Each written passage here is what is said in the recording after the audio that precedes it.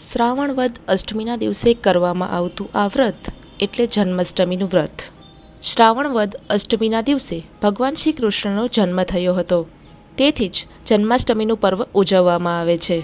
જન્માષ્ટમીનું વ્રત કરવા માટે સવારે દાંતણ કરી પવિત્ર જળમાં સ્નાન કરવું, સ્વચ્છ વસ્ત્રો પહેરવા, ભગવાન શ્રી કૃષ્ણની કથા વાર્તા સાંભળવી, ભગવદ્ ગીતાનો પાઠ કરવો અને સુગંધિત ચંદન તથા પુષ્પોથી પૂજન કરવું, વિવિધ વાજિંત્રો સાથે ભજન કીર્તન કરવા, બીજા દિવસે બ્રહ્મ ભોજન કરાવી પારણા કરવા, તેમજ વ્રત કરનારે નીચે મુજબ વાર્તા સાંભળવી.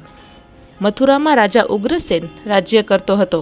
તેને પવનરેખા નામે રાણી હતી. એક દિવસ તે પોતાની સખીઓ સાથે વનવિહાર કરવા ગઈ. ત્યાં દુમિલક નામનો રાક્ષસ આવી ચડ્યો. તેની દ્રષ્ટિ રાણી પવનરેખા ઉપર પડી. રાક્ષસે રાજા ઉગ્રસેનના જેવું માયાવી રૂપ ધારણ કર્યું અને રાણી સાથે આનંદ કરવા લાગ્યો. પવનરેખા કંઈ સમજી નહીં ને તેને ગર્ભ રહ્યો. આ ગર્ભમાં રાક્ષસ કાળનેમીએ પ્રવેશ કર્યો. 9 મહિને રાણીને પુત્ર જન્મ્યો. તેનું નામ કંસ રાખવામાં આવ્યું. આ કંસ એ કાળનેમીનો અવતાર હતો. કંસમાં જન્મથી જ રાક્ષસના લક્ષણો હતા. 8 વર્ષની વયે તો તે મગધ દેશમાં ગયો અને જરાસંઘ જોડે મલ્લયુદ્ધ કરીને તે જીત્યો. આવો તે બળવાન હતો. કંસના કાકા દેવકને એક પુત્રી હતી. તેનું નામ દેવકી હતું. કંસે તેને પાળી પોષીને મોટી કરી હતી. દેવકી સમજણી થતાં જ વાસુદેવ નામના યાદવ સાથે તેના ધામધૂમથી લગ્ન થયા. આજે કંસના આનંદનો પાર ન હતો. તે પોતાની બહેન દેવકીને સાસરે વળાવવા નીકળ્યો અને પોતે રથ હાંકવા બેઠો. રથ દોડે દૂર ગયો. ત્યાં આકાશવાણી થઈ, હે કંસ, આ દેવકીનું 8મું બાળક તારો નાશ કરશે. આટલું સાંભળતા જ કંસની વૃત્તિઓ પલટાઈ ગઈ.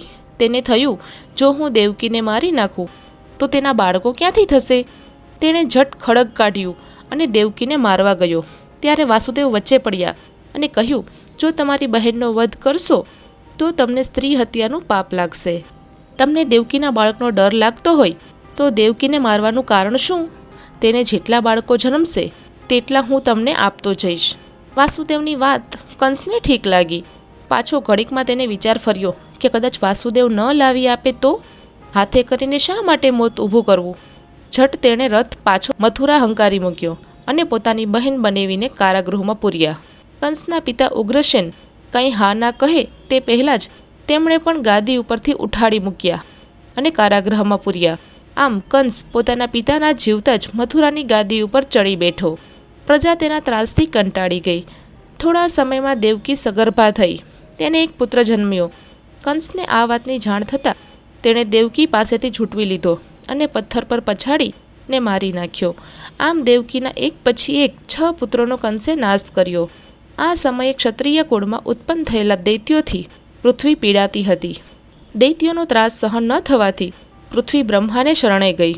બધા દેવો ભેગા થયા અને પૃથ્વીને આશ્વાસન આપી તેના દુઃખનું નિવારણ જણાવ્યું. દેવોએ એક પછી એક પૃથ્વી ઉપર અવતાર લેવા માંડ્યો. દેવાંગનાઓ વ્રજભૂમિમાં ગોપીઓ બની. દેવો ગોવાળિયાઓ બન્યા. દેવકી 7મી વાર સગર્ભા થઈ. તે સમયે શેષે પોતાના અંશ વડે દેવકીના ગર્ભમાં પ્રવેશ કર્યો. પરંતુ યોગમાયાએ દેવકીનો ગર્ભ વાસુદેવની બીજી સ્ત્રી રોહિણીના ઉદરમાં મૂક્યો. આમ દેવકીનો ગર્ભ નિર્વિઘ્ને પહોંચી ગયો. રોહિણીએ 9 માસે પુત્ર જન્મ્યો. તેનું નામ રામ પાડ્યું. રામે બલપૂર્વક પ્રલંબાસુરને મારી નાખ્યો. તેથી તે બલરામ કહેવાયા. બલરામ શેષાવતાર ગણાય છે. દેવકી 8મી વાર સગર્ભા થઈ. ગોકુળમાં નંદરાજ વાસુદેવના પરમ મિત્ર હતા. તેને જશોદા નામે પત્ની હતી. તે પણ આ જ સમયે સગર્ભા હતી. તેના ગર્ભમાં યોગમાયાએ પ્રવેશ કર્યો. દેવકીને વાસુદેવ કારાગૃહમાં હતા. કંસની ક્રૂરતાથી દેવકી થરથર ધ્રુજતી હતી. તે મનમાં ને મનમાં ગર્ભરક્ષા માટે પ્રભુને પ્રાર્થના કરતી હતી. વાસુદેવ પણ ચિંતામાં હતા. તેવામાં શ્રાવણ મહિનાની 8મની મધરાતે દેવકીને પુત્ર જન્મ્યો. પુત્ર જન્મતાની સાથે જ કારાગૃહમાં દિવ્ય પ્રકાશ ફેલાયો. પ્રકાશમાં વાસુદેવે શંખ, ચક્ર, ગદા અને પદ્મ ધારણ કરેલા ભગવાન વિષ્ણુને જોયા. વાસુદેવ ભગવાનના ચરણોમાં ઢળી પડ્યા. ઘડીકમાં ભગવાન વિષ્ણુ દેવકીના બાળકમાં સમાઈ ગયા. વાસુદેવના હૃદયમાં હવે ધીરજ આવી. તેમણે જોયું તો કારાગૃહના લોખંડી બારણાઓ ઉઘડી રહ્યા હતા. દીવાના પ્રકાશમાં ચોકીદારો પર દ્રષ્ટિ કરી તો બધા ઘસઘસાટ ઊંઘતા હતા. વાસુદેવ સાવધ થયા અને ગમે તે ભોગે દેવકીના બાળકને બચાવવાનો તેમણે નિશ્ચય કર્યો. તેઓએ બાળક કૃષ્ણને છાબડામાં મૂકી છાબડી માથે મૂકી સાવધાનીપૂર્વક ચાલી નીકળ્યા. તેઓ યમુના નદીના કાંઠે આવ્યા. યમુનામાં પાણી ઘૂંઘવાટા લઈ રહ્યું હતું. આજે તેમના શરીરમાં દૈવી શક્તિનો સંચાર થયો હોય તેમ તેમણે ગમે તે સંકટનો પ્રતિકાર કરવાનો નિશ્ચય કર્યો. સાહસપૂર્વક તેમણે નદીના પાણીમાં પગ મૂક્યો. ઘૂઘવતી યમુના જાણે શાંત બની ગઈ. વાસુદેવ ક્ષેમ કુશળ ગોકુળમાં નંદરાજાના ઘેર ગયા. તેમણે નંદરાજાને બધી વાત કરી અને પોતાનું બાળક તેમને સાચવવા સોંપ્યું. જશોદાને આ જ સમયે એક છોકરીનો જન્મ થયો હતો. તે જાણતી હતી કે કંસ અવશ્ય મારી બહેનપણી દેવકી ઉપર અત્યાચાર કરશે, એટલે તેણે કૃષ્ણના સાટામાં પોતાની નાની બાળકી વાસુદેવને આપી. તેને શ્રદ્ધા હતી કે તે છોકરી છે એટલે કંસ તેને નહીં મારે. વાસુદેવ છોકરીને લઈને કારાગૃહમાં પહોંચી ગયા. વાસુદેવે છોકરી દેવકીના ખોળામાં મૂકી અને બધી વાત કહી કારાગૃહના બારણા બંધ કરી દીધા. વાત સાંભળતી દેવકીને નિરાંત વળી. સવારે કંસને ખબર પડતા જ એ જ ક્ષણે તે કારાગૃહમાં આવ્યો અને બાળકની માંગણી કરી. વાસુદેવે વિનંતીપૂર્વક કહ્યું, રાજન, દેવકીને પુત્રી જન્મી છે. પુત્રી દ્વારા આપને કંઈ વિઘ્ન નહીં આવે. કંસે કહ્યું, વાસુદેવ, તમારું કહેવું ખરું છે, પરંતુ બતાવો તો ખરા. વાસુદેવે વહાલથી છોકરીને કંસના હાથમાં આપી.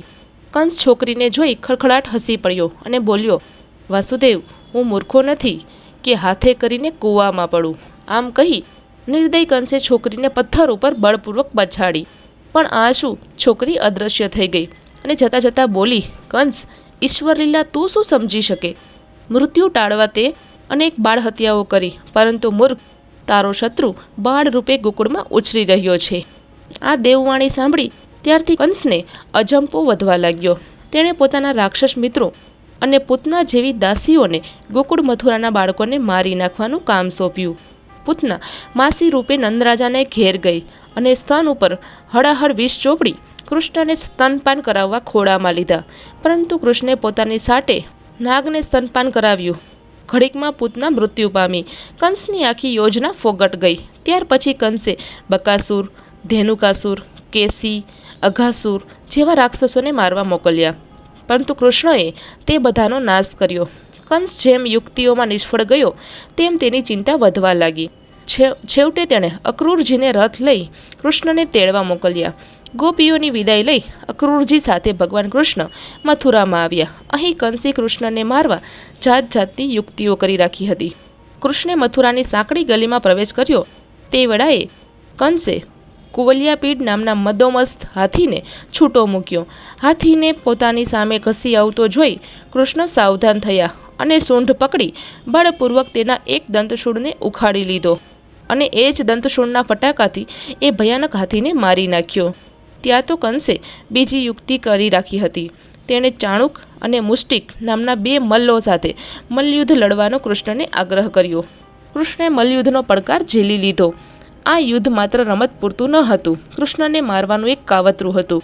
કૃષ્ણ મલ્લોની ક્રૂરતા સમજી ગયા. યુદ્ધનો પ્રારંભ થયો અને વિશાળકાય મલ્લોની સામે કૃષ્ણ બાળક જેવા લાગતા હતા, છતાં તેમણે બંને મલ્લોને પછાડી યમપુરી પહોંચાડી દીધા.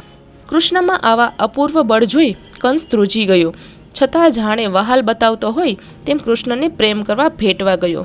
કૃષ્ણ પાસે આવ્યા ત્યાં તો કંસે તેમને પોતાના બાહુપાશમાં જકડી લીધા. કંસની ક્રૂરતા કૃષ્ણ જાણી ગયા. કંસ બળપૂર્વક દબાવે તે પહેલાં તો કૃષ્ણ આંચકો મારી છૂટી ગયા અને કંસના માથામાં જોરથી મુષ્ટિ પ્રહાર કર્યો. કંસ મૂર્છા ખાઈ ને ધરતી પર ઢળી પડ્યો. કૃષ્ણ કંસની છાતી પર ચડી બેઠા. મુષ્ટિ પ્રહારોથી તેનો પ્રાણ લીધો. કંસના મૃત્યુથી જાણે ત્રાસનો અંત આવ્યો હોય તેમ નગરજનોના આનંદનો પાર ન રહ્યો. ભગવાન કૃષ્ણના જય ધ્વનિથી રાજભવન ગાજી ઉઠ્યું. કંસને મારી કૃષ્ણ કારાગૃહમાં ગયા. પોતાના માતા પિતાને મુક્ત કર્યા. દેવકી વાસુદેવ શ્રીકૃષ્ણ વહાલથી ભેટી પડ્યા. તેમના આનંદનો પાર ન રહ્યો. કંસના પિતા ઉગ્રસેનને બંધન મુક્ત કરી રાજ્યોલોભ રાખ્યા વિના કૃષ્ણ તેમને ફરીથી સિંહાસન પર બેસાડ્યા. ત્યાર પછી તેઓએ અનેક રાક્ષસોનો નાશ કર્યો. દ્વારિકા ગયા. યાદવો માટે રાજધાની સ્થાપી. મહાભારતના યુદ્ધ વેળાએ તેઓએ પાંડવોના પક્ષમાં રહી અર્જુનને ગીતારૂપી પરમ જ્ઞાનનો બોધ આપ્યો અને પોતાના બળ, બુદ્ધિ અને ચાતુર્યથી કૌરવોનો સંહાર કરાવ્યો. આ રીતે ભગવાન શ્રી કૃષ્ણએ ભારતમાંથી આતતાઈઓનો નાશ કર્યો. તેઓ વિષ્ણુના 8મા અવતાર હતા અને જન્મ પણ 8મના દિવસે થયો હતો. આથી જ આ દિવસ જન્માષ્ટમીના નામે ઓળખાય છે. જન્માષ્ટમીનું વ્રત સુખ, સમૃદ્ધિ, સંતતિ અને સંપત્તિ આપનારું છે. આ વ્રત સૌથી પહેલું રાજા યુધિષ્ઠિરે કર્યું હતું. તેના પ્રભાવે તેઓનો ગયેલો વૈભવ પાછો મેળવી શક્યા હતા. જય શ્રી કૃષ્ણ. જો તમને અમારો આ વિડીયો પસંદ આવ્યો હોય તો આ વિડીયોને લાઈક કરો, શેર કરો અને અમારી ચેનલને સબસ્ક્રાઈબ કરવાનું ના ભૂલશો. જય શ્રી કૃષ્ણ.